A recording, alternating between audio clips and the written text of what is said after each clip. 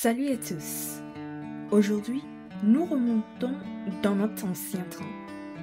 Et oui, nous revenons au thème « Tout, Jésus est capable ».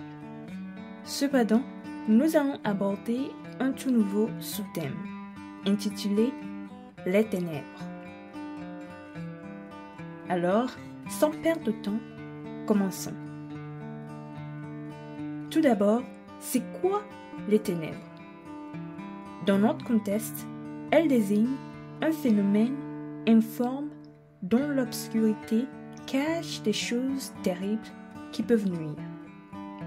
Néanmoins, aussi désagréable que cela puisse paraître, les ténèbres se dressent malheureusement sur le chemin de notre voyage dans cette vie.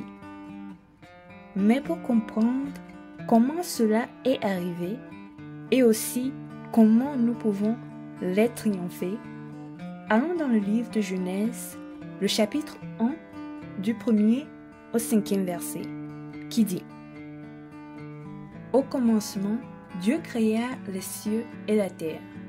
La terre était informe et vide. Il y avait des ténèbres à la surface de l'abîme, et l'Esprit de Dieu se mouvait au-dessus des eaux. Dieu dit: Que la lumière soit, et la lumière fut. Dieu vit que la lumière était bonne, et Dieu sépara la lumière d'avec les ténèbres.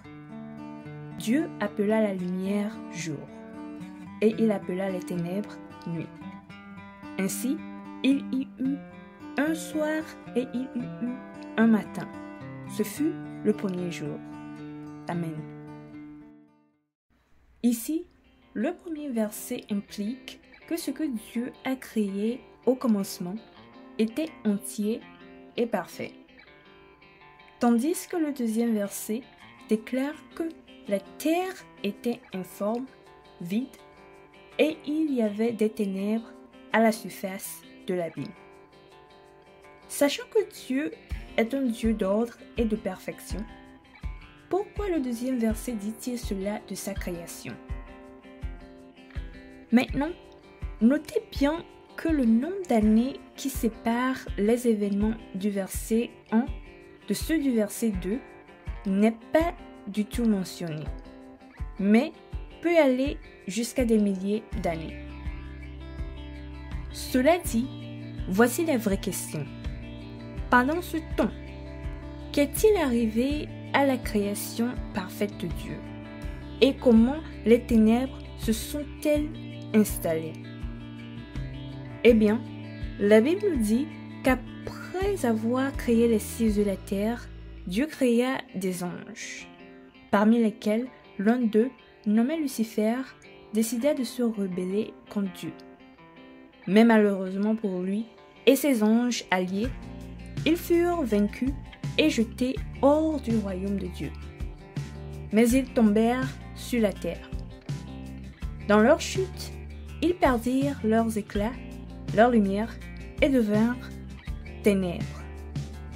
Alors, lorsqu'ils atterrirent sur la terre, ils la remplirent de leurs ténèbres, détruisant ainsi la création parfaite de Dieu. Néanmoins, ce ne fut pas la fin, car le verset 2 dit aussi que l'Esprit de Dieu se mouvait au-dessus des eaux, signifiant qu'il y avait de l'espoir.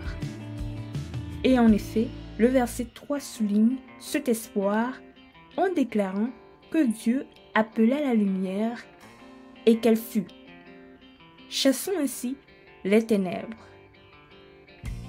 Maintenant, dans le verset 4, la Bible dit que parce que Dieu vit que la lumière était bonne, il la sépara des ténèbres. Ce qui signifie que bien que les ténèbres s'enfuirent à la vue de la lumière, elles ne disparurent pas de la terre, car Satan et ses démons y sont toujours présents. Et c'est pourquoi Dieu décida de séparer leurs ténèbres de sa lumière. Et quand on prête attention au 5e verset, on peut apprendre que c'est dans le but que la lumière ne se mélange jamais aux ténèbres que Dieu a introduit la notion de temps comme nous le connaissons maintenant. Le jour pour la lumière et la nuit pour les ténèbres.